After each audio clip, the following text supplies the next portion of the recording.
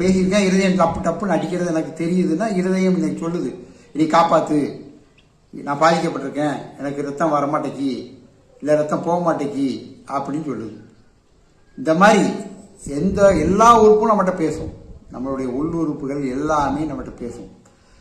ஆனால் அந்த அறிகுறியை உடனே நம்ம கவனிச்சா சின்ன நோயாக இருக்கும்போது நம்ம உடவுல பாதுகாத்துக்கலாம். பெரிய தேக்கமாகி ஆயிட்டு அப்படின்னா அதை போக்குறது கஷ்டம்.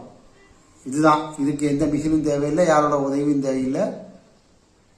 நடக்க முடியல, முட்டு வலிக்கு உடனே பார்க்கணும், கை தூக்க முடியல வலிக்கு உடனே பார்க்கணும், தலை குனிஞ்சிட்டு நிமிர்ந்தா தலை சுத்துது உடனே பார்க்கணும்.